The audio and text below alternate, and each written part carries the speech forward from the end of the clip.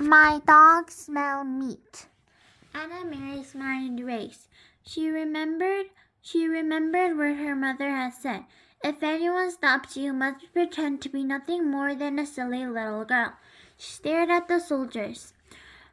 She remembered how she had stared at the others, frightened, when they had stopped her on the street. Christy hadn't been frightened. Christy had been, well, nothing more than a silly little girl. Angered because the soldier had touched her hair that afternoon. She had known nothing but danger, and the soldier had been amused by her.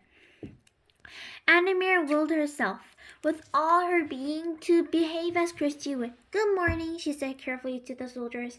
They looked her up and down in silence. Both dogs were tense and alert. The two soldiers who had their leashes wore thick gloves. "What are you doing here?" one of them asked. Annemarie held out her basket with a thick loaf of bread visible. "My young Henrik forgot his lunch, and I'm taking it to him. He's a fisherman."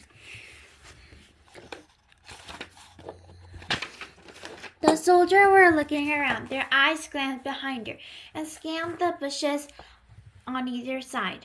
"Are you alone?" One asked. Annemarie nodded. "Yes." Yes, one of the dogs growled, but she noticed that both dogs were looking at the lunch basket. One soldier stepped forward. The other and the two holding the dogs remained where they were. "You came out before daybreak just to bring your lunch. Why doesn't your uncle eat fish?" How could Christy reply? Annemarie tried to giggle the way her sister might. "Uncle Henrik doesn't even like fish," she said, laughing. Anyway, he wouldn't eat it raw." She made a face. "Well, I suppose if he would if he was starving. But Uncle Henry's always had bread and cheese before lunch." "I'll keep chattering," she told herself, as Christy would. A silly little girl. A silly little girl. "I like fish," she went on. "I like the way my mother cooks it.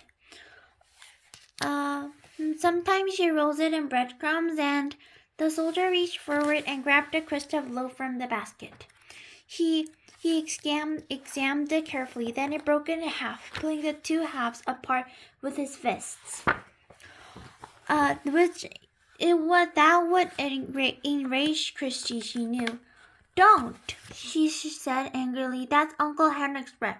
My mother baked it." The soldier ignored her. He tossed the two halves on the loaf on the ground, one half in front of each other, each dog. They consumed it, even snapping the bread and gulping it so that it was gone in an instant. Have you ever been and seen anyone in the woods?" The soldier barked the question at her. "No, only you," Annemarie said, staring at him. "What are you doing in the woods anyway? You're making me late. Uncle Henrik's boat will leave soon, before I get there with his lunch." With his lunch, or what is left of his lunch. I get there with his." The soldier picked up the wedge of cheese. He turned it over in his hand. He turned to the three behind him and asked them something in their own language. One of them answered in a bored tone. Annemarie recognized the word. The man replied no. He had probably asked, Annemarie thought, "Do you want this? Or perhaps, should I give this to the dog?" The soldier continued to hold the cheese. He tossed it back and forth between his hands. Annemarie gave an exasperated sigh. "Could I go now, please?" she asked impatiently. The soldier reached for the apple. He had noted its brown spots and made a face of disgust. "No meat?" he said, glancing at the basket and the napkin that lay at the bottom. Annemarie gave him a withering look. "You know we have no meat," she said insolently. "Your army eats all of our Denmark's meat. Please," she implored, "do not lift the napkin." The soldier laughed. He dropped a bruised apple on the ground. One of the dogs leaned forward, pulling out his leash, snipped the apple, and stepped back. But both dogs looked intently at the basket, their ears alert, their mouths open. Saliva glistened at their smooth pink gums. My dogs smell meat, the soldier said. They smell squirrels in the woods, Anna Mary responded. You should take them for hunting. The soldier reached forward in the cheese with the cheese in one hand, as if he was going to return it the basket. But he didn't. Instead, he pulled out the flower cotton napkin. Anna Mary froze. Your uncle has a pretty lunch, the soldier said scornfully, crumpling the napkin around the cheese in his hand. Like a woman, he added with contempt. Then his eyes locked on the basket. He handed the cheese and napkin to the soldier beside him. What's that? They're at the bottom, he said in a different, tenser voice. What will Christy do? Anna Mary stamped her foot. Suddenly, to her own surprise, she began to cry. I don't know, she said, her voice choked. My mother is going to be angry that just on me and made me late. And you're completely ruined my Uncle Henrik's lunch, so he'll be mad at me too. The dogs whined and struggled against their leashes, nosing forward to the basket. One of the soldiers muttered something in German. The soldier took out the packet. Why was it so carefully hidden? He snapped. Anna Mary wiped her tears on her sleeve and sweater. It wasn't hidden any more than the napkin was. I don't know what it is. And she realized it was true. She had no idea what was in the packet. The soldier tore the paper open while below him on the ground, the dogs strained and snarled, pulling against their leashes. Their muscles were visible against their sleek, short-haired flesh.